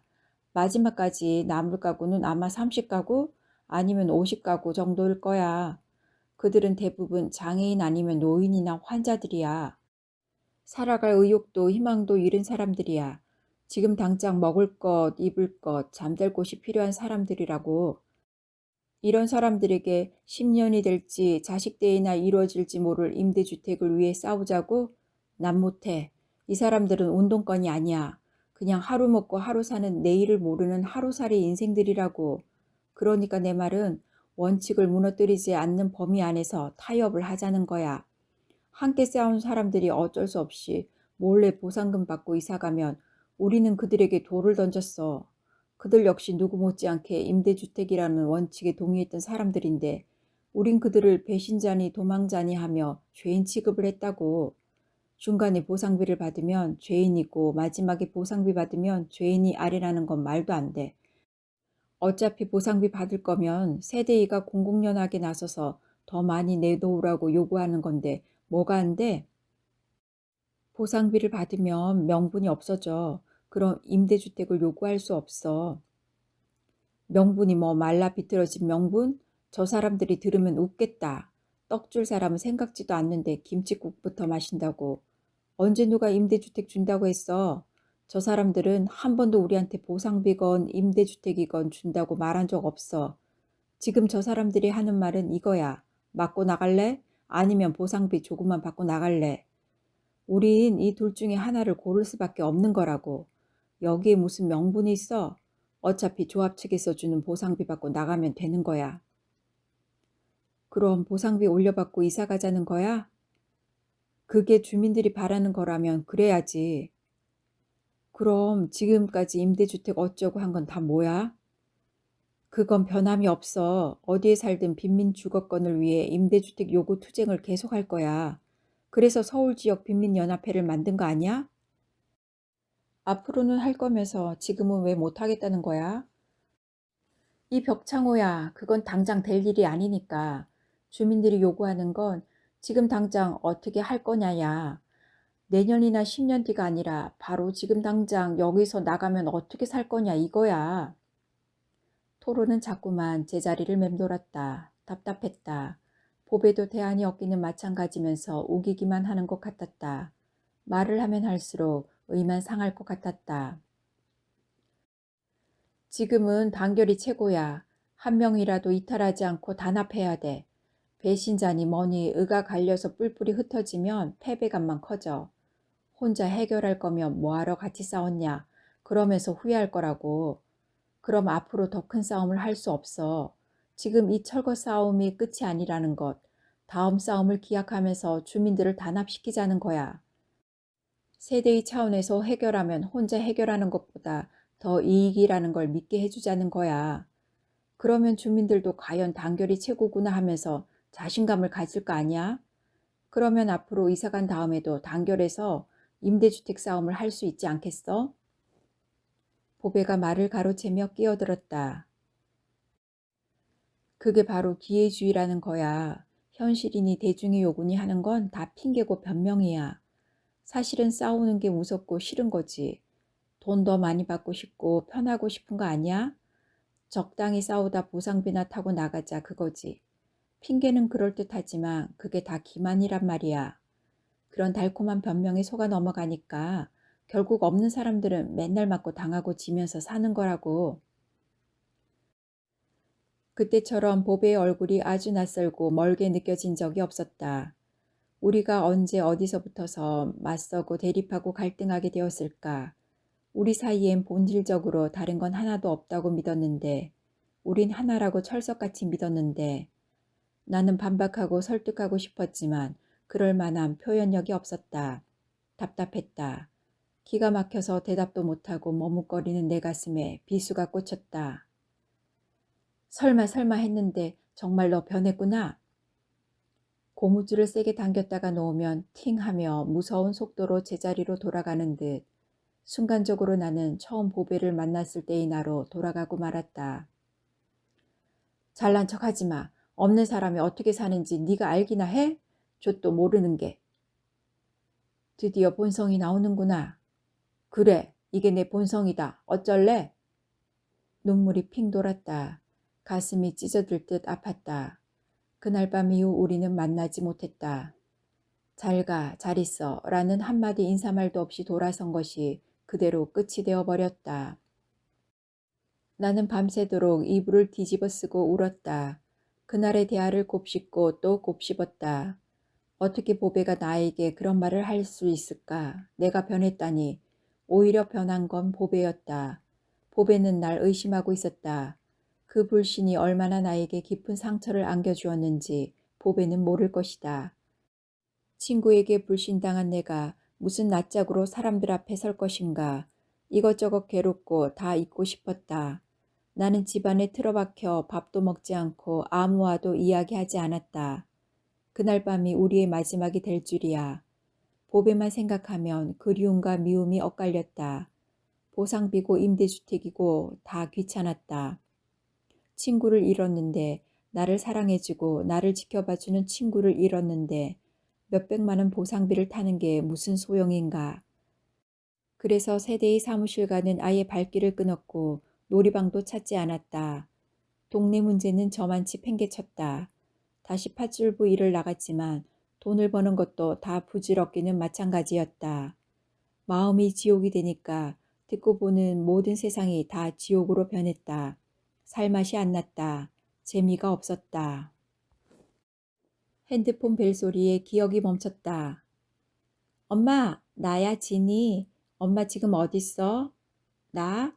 난 지금 회사 들어가는 중이야. 점심시간 끝나기 전까지만 들어가면 돼. 걱정 마. 관리사무소에 열쇠랑 영수증이랑 다 맡겨놓았으니까 엄마는 와서 찾아가기만 하면 돼. 지니의 전화를 받고 나니 갑자기 마음이 급해졌다. 중요한 약속이 있다는 걸 새까맣게 잊을 뻔했다. 요즘은 가끔 이렇게 기억이 깜빡깜빡했다. 50도 안 됐는데 벌써 이렇게 가물가물하면 앞으로 어찌 될지 큰일이었다. 가양동까지는 꽤 먼 거리였다. 빨리 일어나 서둘러야 했다. 나는 전철역을 향해 부지런히 걸음을 옮겼다. 두 자식 생각을 하면 기분이 좋았다. 꿈이 부풀었다. 아들 진섭이는 지금 군대에 있다. 제대하면 곧 대학에 복학할 예정이다. 그 아들을 위해서는 하루라도 더 부지런히 돈을 벌어야 한다. 오늘 같은 날은 나가지 말라고 진이가 몇 번이나 말렸지만 난 그럴 수가 없었다.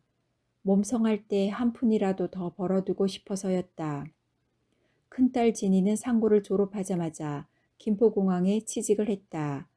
대학에 가고 싶었지만 동생 때문에 그럴 수가 없었다. 그래서 직장을 다니면서 야간 전문대학을 마쳤다. 게다가 그동안 같은 공항에서 일하는 화물가 직원과 3년이나 열애를 한 끝에 지금은 결혼해서 가양동 아파트에 살고 있다. 그런데 얼마 전 진이가 임신 소식을 알려왔다. 50도 안 된 내가 벌써 할머니 소리를 듣게 된 것이다. 하긴 20살에 진이를 낳은 나와 비교하면 25세 첫 아이를 갖는 진이는 빠른 편도 아니다. 진이는 앞으로도 계속 맞벌이를 해서 돈을 벌어야만 했다.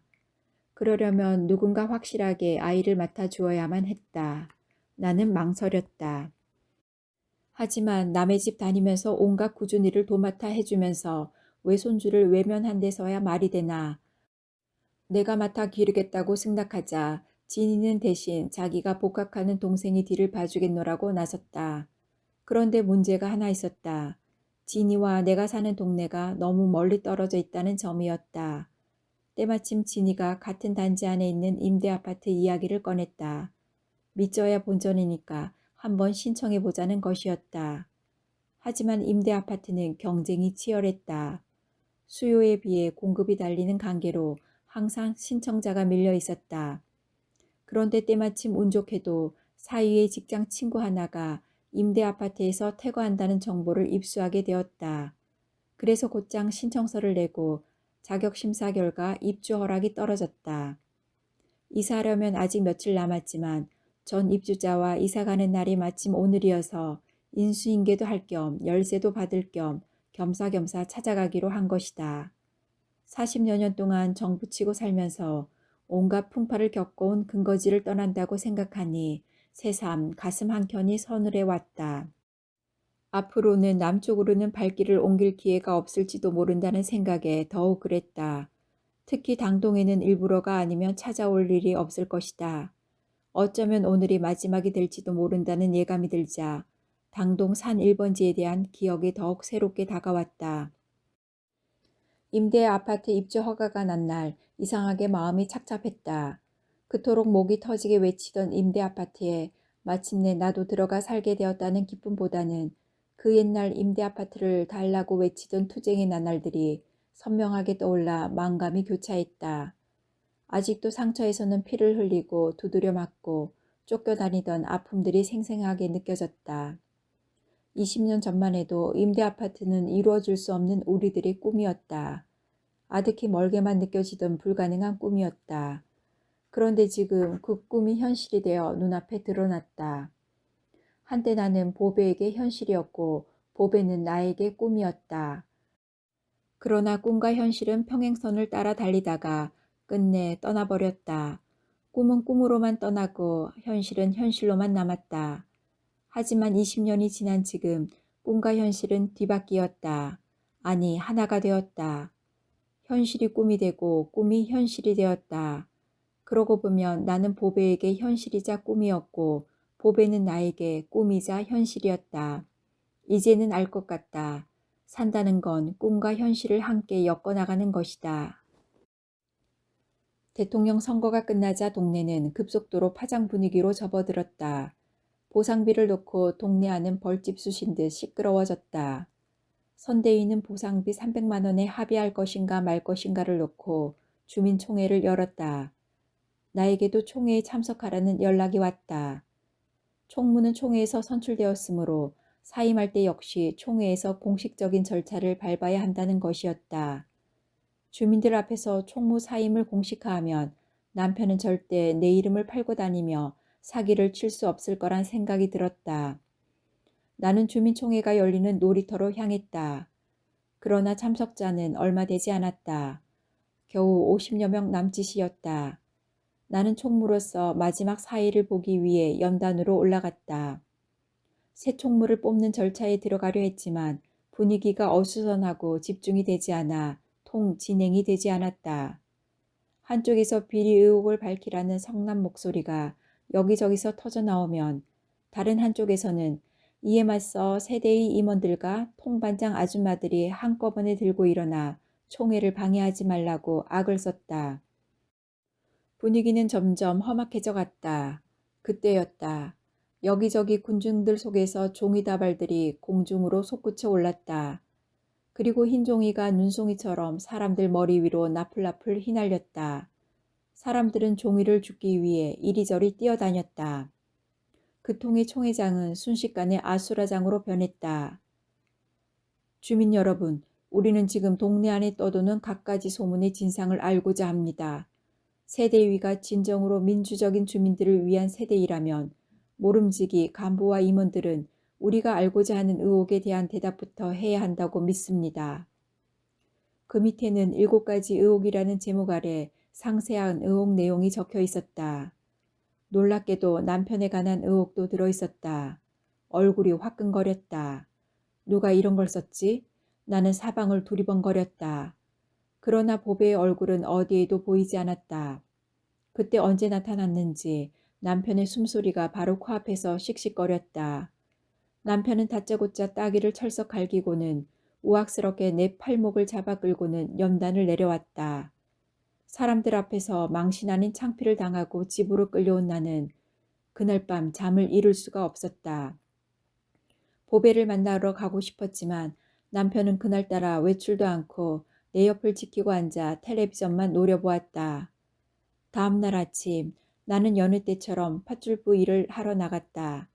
길 건너 버스 정류장에서 버스를 기다리고 있는데 동네 입구 시장통 큰 골목에서 사람들이 꾸역꾸역 떼를 지어 내려오고 있었다. 아무래도 무슨 일이 생긴 모양이었다. 나는 까치발로 목을 길게 내리고 길 건너를 이리저리 살펴보았다. 팥줄소에서 순경이 허겁지겁 뛰어나와 사람들 쪽으로 마주 달려가는 게 보였다. 큰일이 벌어진 것 같았다. 나도 모르게 발길이 횡단보도를 건너고 있었다. 팥줄소를 10여 미터 앞 남겨놓은 지점까지 달려갔을 때였다. 억센 팔뚝의 아줌마들이 연약한 한 여자의 사지를 하나씩 붙잡아서 질질 끌고 오고 있었다. 이 빨갱이년, 혼 좀 나봐라. 빨갱이라고? 도대체 누구지? 혹시나 하는 강한 의혹이 전류처럼 내 몸을 관통했다. 누구인지 얼굴을 확인하고 싶었다. 아니, 확인해야만 했다. 나는 사람들 사이를 비집고 목을 빼서 길게 느렸다. 젊고 앳된 여자였다. 신발도 신지 않은 맨발이었고 머리칼은 산발이 되어 있었다. 또한 머리칼부터 맨발까지 온몸이 마치 흙구덩이에서 한바탕 구른 것처럼 더럽혀져 있었다. 청바지 위로 가느다란 허리가 맨살로 드러났다. 털 스웨터는 겨우 아슬아슬하게 젖가슴만 가린 채 찢어져 너덜거렸다.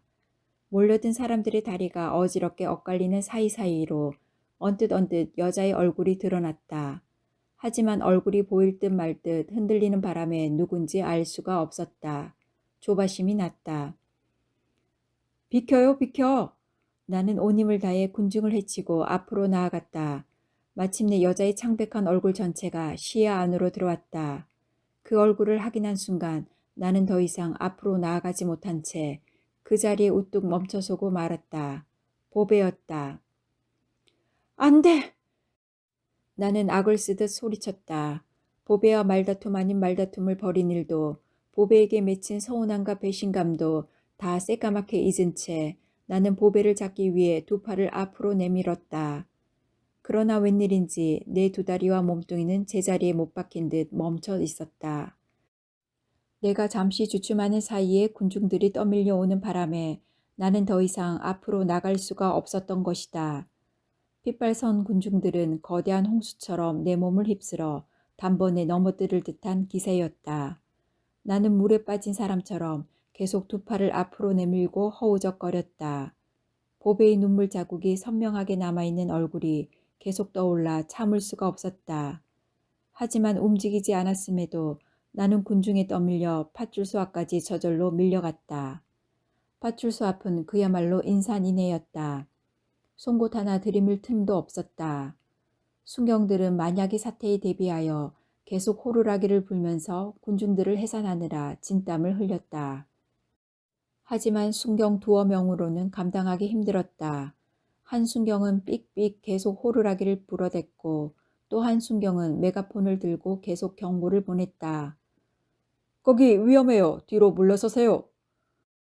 보배의 사지를 붙들고 있던 아줌마들이 팥줄소 문 앞에 다다르자 순경들은 입구를 틔워주기 위해 온몸으로 운집한 군중들을 힘껏 뒤로 밀쳤다. 그 바람에 팥줄소 문 앞을 둘러싸고 있던 군중 10수명이 중심을 잃고 뒤로 자빠졌다. 아이고 사람 살려! 파도가 밀리듯 그 뒤로 차례차례 사람들이 자빠졌다. 나 역시 뒤로 물러나가다가 발을 헛디디고 넘어지고 말았다. 그 바람에 맥없이 군중 바깥으로 떠밀리고 말았다. 두 순경이 보배의 양팔을 붙잡아 일으켰다. 보배는 순경의 부축을 받으며 일어서서 팥줄소 계단을 올라갔다. 비로소 보배의 몸이 군중들 머리 위로 솟아올랐다. 보배가 고개를 돌리고 군중들을 바라보았다.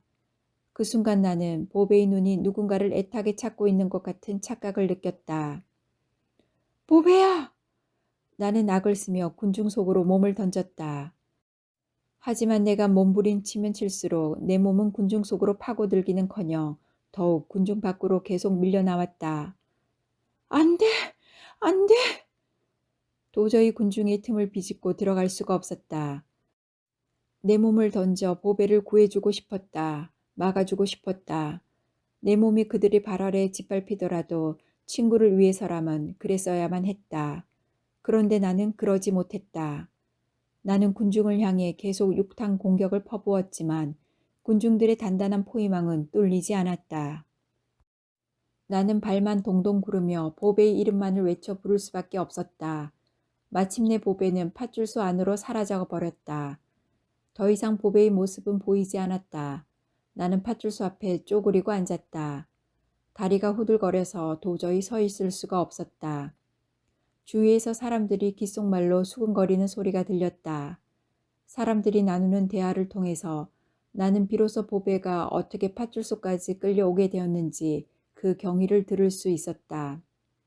사건의 발단은 어젯밤 총회가 무산된 것에서부터 시작되었다.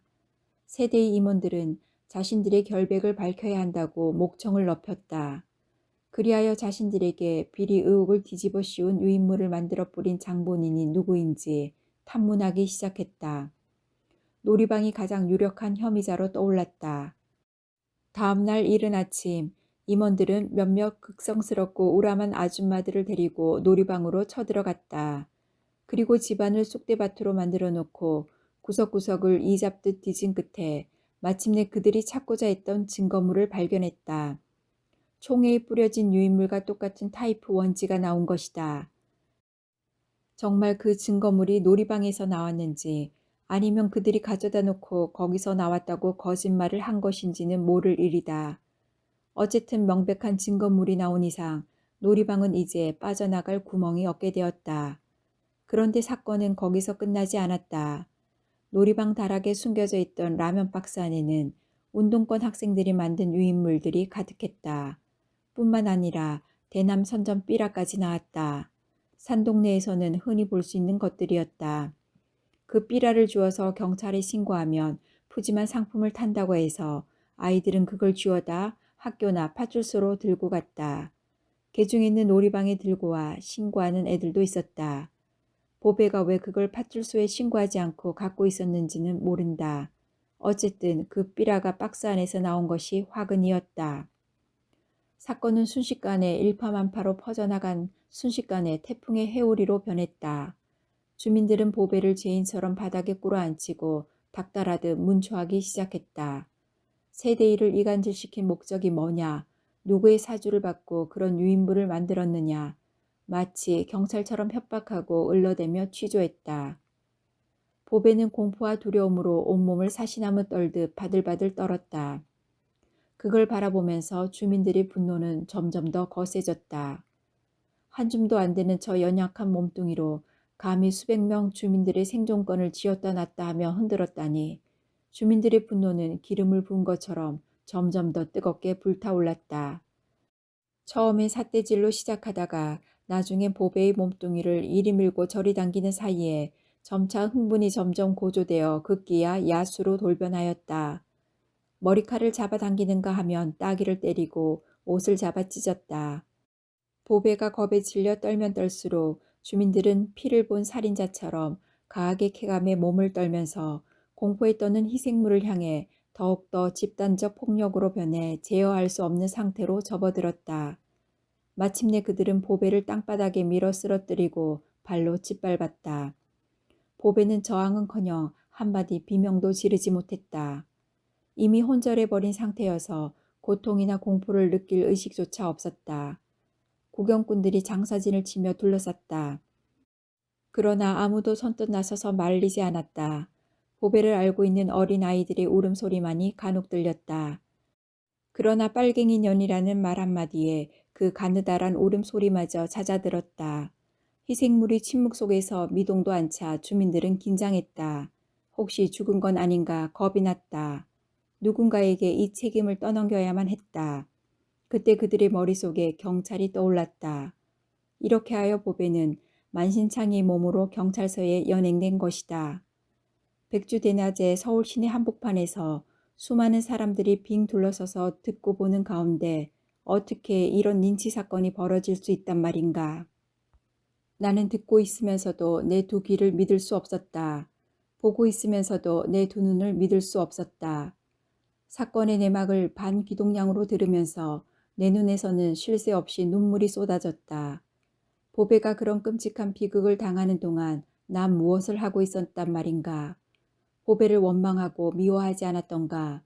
얼굴을 들고 하늘을 똑바로 쳐다볼 수가 없었다. 나는 나도 모르게 두 손을 모은 채 바닥에 엎드렸다.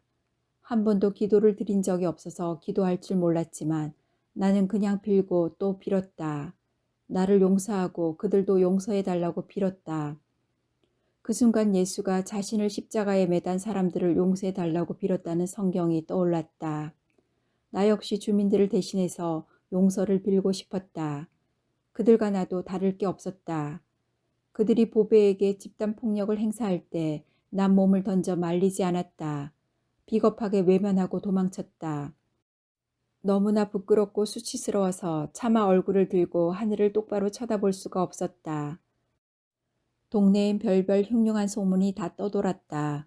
보배가 고정 간첩이라는 뜬 소문에서부터 운동권끼리의 싸움이라는 말도 안 되는 소문까지 들렸다. 세대의 간부들과 자주 만나는 A대학 운동권과 보배가 속한 B대학 운동권이 서로 이념이 달라서 심한 대립과 충돌을 빚었던 것이 원인이라는 둥 그럴듯한 갖가지 억측과 오해가 난무했다. 나는 모든 소문에 눈을 감고 귀를 막았다. 세대의 임원들이 정말 뇌물을 받았는지, 보배가 정말 세대의 반대편 주민들을 선동해서 유인물을 만들었었는지 알고 싶지 않았다. 과연 진실이 무엇이란 말인가? 아니 과연 진실이 밝혀질 수나 있는 걸까? 아니 설사 진실이 밝혀진다 해도 그땐 이미 늦은 것이다. 보배가 당한 이 폭력적인 비극이 감쪽같이 없었던 일로 원상회복되는 것도 아니지 않는가. 어쩌면 건드리면 건들수록 상처만 덧날지도 모른다. 나는 도리질을 하며 주문을 외우듯 한 문장을 반복했다. 나는 아무것도 모른다. 아무것도 모른다. 아무것도 모른다. 나는 이사하는 날까지 동네에 나가지 않았다. 동네 사람들 누구와도 만나지 않았다. 다만 매일같이 파출소 주위를 맴돌았을 뿐이다. 물론 용기가 없어 면회 한 번도 신청하지 못했다. 천만다행으로 일주일 뒤 보배는 무혐의로 석방되었다. 신부와 교수가 신원 보증을 선 덕분이었다. 석방되던 날 파출소 앞에서 몰래 숨어서 보배를 기다렸다. 그러나 신부님의 부축을 받고 문을 나서는 보배를 본 순간 나는 돌아서고 말았다. 차마 보배 앞에 얼굴을 내밀 수가 없었다. 그제서야 나는 보배에게 돌아갈 길이 막혀버렸다는 사실을 뼈저리게 깨달았다. 나는 절망했다. 다시는 보배에게로 돌아갈 수 없다는 사실에 절망했다. 나는 서둘러 동네를 떠났다. 과천 넘어가는 언덕배기 남태령에 보증금 없는 월세방을 얻어 들어간 것이다. 그리고 오랫동안 당동산 1번지를 잊고 살았다. 당동산 1번지에서 살아본 적도 없는 사람으로 치부하고 살았다. 그렇게 마음먹고 작정하니 신기하게도 그렇게 사라졌다. 어느 날 우연히 전철에서 당동산 1번지에 살던 이웃을 만났다. 아줌마는 날 보자마자 보배 소식부터 전해주었다. 정신병원에 입원했다고도 하고 다시 학교에 다닌다고도 했다. 세상에 그 어리고 순진한 학생을 그래 놨으니 우리 모두 천벌을 받지. 천벌 받고 말고 어디 가서 당동에서 살았다는 말 꺼내지도 못해요. 누가 알까봐 무섭다니께. 그 말이 맞았나 보다. 나도 천벌을 받았다. 남태령에 이사간 뒤부터 난 술에 빠져서 살았다. 살고 싶지 않았다. 아무런 희망도 의욕도 없었다. 폐인이 되다시피 날마다 술에 취해 살았다. 아버지가 왜 늘 술에 취했는지 이해할 수 있었다. 절망이 죽음과 똑같다는 걸 처음 알았다. 한때 딱지 장사에 열을 올리던 남편은 부동산업 하는 가부와 눈이 맞아 걸핏하면 외박을 하곤 했다. 어느 날 나는 아예 남편의 짐을 싸서 가방째 가부의 집으로 보냈다. 다시 집에 들어오고 싶거든 이혼 서류에 도장을 찍은 뒤 들어오라는 쪽지를 넣어 보냈다. 그러니까 엄밀히 말하면 처음 집을 나간 건 남편이었지만 돌아오려는 남편을 못 돌아오게 한 건 나였다. 남편이 다시 집으로 돌아온 것은 2년이 지나서였다. 아니 남편이 돌아온 게 아니라 내가 남편을 받아들였다고 해야 맞다. 물론 남편도 나도 그동안 서로의 소식을 어렴풋이는 알고 있었다. 아이들이나 양가 친척을 통해 듣지 않으려 해도 간간히 소식이 들려왔다. 남편은 끝내 아파트 경비원이 되지 못했다. 철거 용역 회사는 대통령 선거가 끝나고 얼마 뒤 정경환의 구속과 함께 문을 닫고 사라져 버렸다. 남편은 기가 많이 죽어 있었다.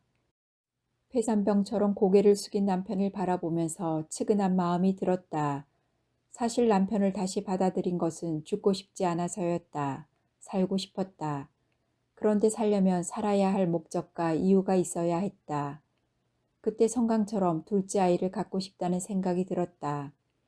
그러자 싫어도 남편과 정을 붙이고 살아야 할 이유가 생겼다. 그래서 남편을 받아들였다. 아들 진섭을 낳은 뒤 나는 다시 열심히 일했다. 하지만 두 아이를 가르치는 일은 여간 힘에 부치는 게 아니었다. 아직까지 집 한 칸도 장만하지 못하고 전세방을 전전하는 신세를 면치 못한 건 이런 이유 때문이었다. 세상에는 변하는 것과 변하지 않는 것이 있다. 흐르는 세월은 우리에게 변하는 것의 신비로움과 아울러 변하지 않는 것의 소중함을 알려준다. 이것이 세월이 우리에게 가르쳐주는 지혜다. 진이가 첫 월급을 타더니 외식을 하자고 졸랐다. 생전 처음 먹어보는 양식이었다. 식사가 끝나고 진이가 조심스레 명함 한 장을 내 앞으로 내밀었다. 여성 인권 변호사 주연희라는 금박 활자가 눈길을 끌었다. 엄마, 이 주연희 변호사가 누군지 알아? 놀라지 마. 임보배 선생님이야. 놀랬지? 우리 회사 신입사원 교육 시간이었는데 직장 내 성희롱 예방교육에 강사로 주연희 변호사가 온다고 하는 거야. 처음엔 누군지도 몰랐으니까 그냥 그런가 보다 했지. 근데 막상 앞에 선 강사 얼굴을 딱 보니까 세상에 임보배 선생님이지 뭐야. 강의가 끝나고 찾아갈까 말까 망설이다가 엄마 생각이 나서 용기를 내서 찾아갔지. 처음엔 날 몰라보더라고. 내가 당동 놀이방에 다니던 진이에요. 그랬더니 잠깐 동안 날 뚫어지게 쳐다보더니 금방 눈자위가 빨개지면서 눈물이 뚝뚝 떨어지더라고. 제일 먼저 엄마 소식부터 묻고는 또 우는 거야. 나오는데 명함 한 장을 주면서 엄마한테 꼭 연락해달래. 꼭 한번 만나고 싶다고. 맨 처음 내 입에서 터져나온 말은 고맙습니다 였다. 나도 모르게 그 말만 쉴 새 없이 되풀이해서 터져나왔다. 누군지는 모르겠지만 그 누군가에게 한없이 고맙다는 인사를 거듭거듭 하고 싶었다. 너무 고마워서 눈물이 날 지경이었다. 보배가 자신의 세계로 본명인 주연이로 돌아갔다는 사실이 너무나 고마웠다. 동시에 마음이 편했다. 이제야 안심이었다. 늘 내 가슴 한편을 묵직하게 누르고 있던 돌덩이 하나가 치워진 기분이었다. 빚을 갚은 것처럼 홀가분했다. 묵은 숙제를 다 했을 때처럼 가벼웠다. 그럴 줄 알았어. 상처 같은 거 다 떨치고 다시 일어날 줄 알았어. 하지만 보배가 어디서 무엇을 하든 임보배는 여전히 과거의 임보배일 뿐이다. 내 기억 속에는 그때 그 모습 그대로 늙지도 않고 영원히 살아 있었다. 1년 전 어느 날 밤 TV에서 보배를 본 적이 있었다. 여성 인권상을 수상한 보배가 기자와 짤막한 인터뷰를 나누는 장면이었다. 나이 먹은 티가 났다. 나도 모르게 눈물이 났다. 마지막으로 꼭 하고 싶은 말이 있냐는 기자의 질문에 보배는 먼 곳을 응시하며 시를 읊조리듯 나지막하게 대답했다. 혼자 꿈을 꾸면 몽상에 불과하지만 함께 꿈을 꾸면 현실이 됩니다. 그 당시 우리가 매일같이 함께 외우던 대사였다. 똑같은 영화를 수십 번 보다 보면 중요한 대사를 줄줄 따라 외울 수 있듯이 나는 우리 둘이 함께 수십 번 읊조리던 그 문장을 단어 하나 안 빠뜨리고 조사 하나 틀리지 않고 똑같이 따라 외웠다. 가슴이 터질 듯 벅찼다. 내가 아직도 잊지 않고 정확히 외울 수 있다는 사실에 나 자신도 깜짝 놀랐다. 나도 모르게 감동의 눈물이 흘러내렸다. 한번 자유와 평등의 맛을 본 사람은 절대 그 맛을 잊을 수가 없다. 절대 그 맛을 알기 전으로 돌아갈 수 없다. 나 역시 보배를 만나기 이전의 나로 돌아갈 수가 없다. 보배를 통해서 나는 이 속된 인생에서 믿을 건 꿈뿐이라는 것, 그만큼 꿈이 중요하다는 걸 깨달았기 때문이었다. 보배는 아직도 나와 함께한 그 시간 속에서 여전히 빛나고 있었다. 보배는 내 젊은 날의 빛이었다. 나는 결코 슬퍼하지 않을 것이다. 비록 20년 세월이 흘러 그 빛이 희미해지고 바래고 지어졌다 해도, 아니 흘러간 그 시간을 영원히 다시 불러올 수 없다 해도 나는 그때의 그 강체만은 잊지 않고 기억할 것이기 때문이다. 이 강체야말로 이 속물적인 세상과 맞설 수 있는 힘이었다. 그리고 그 힘을 나에게 준 사람은 바로 보배였던 것이다. 나는 고층 아파트가 밀집한 가양동 대단지 입구로 다가갔다. 가양동 임대주택이란 금빛 주조 글자가 가을 햇살에 반짝였다. 먼저 임대아파트 관리사무소를 찾아가 관리비 영수증을 확인했다. 눈앞에서 열쇠꾸러미가 찰랑거렸다. 나는 열쇠꾸러미를 받아들고 사무소 직원이 가르쳐준 대로 동과 호수를 찾아 나섰다. 그리고 마침내 아파트 현관 앞에 섰다. 먼저 깊이 숨을 들이쉬고 내쉬면서 천천히 심호흡을 했다. 그러고 나서 반짝이는 열쇠를 도어의 손잡이 가운데 깊숙이 밀어 넣었다. 찰칵하며 열쇠가 꽂히는 소리와 함께 현관문이 활짝 열렸다. 그 순간 10여 평 공간에 갇혀있던 햇살이 한꺼번에 부채살처럼 쫙 펴지면서 내 영혼 속으로 빨려들었다. 나는 그 눈부신 하얀 빗살 가운데로 천천히 걸어 들어갔다. 순영아. 보배의 목소리가 들렸다. 뒤돌아보자 햇살의 긴 그림자가 부드러운 빛깔로 춤추고 있었다.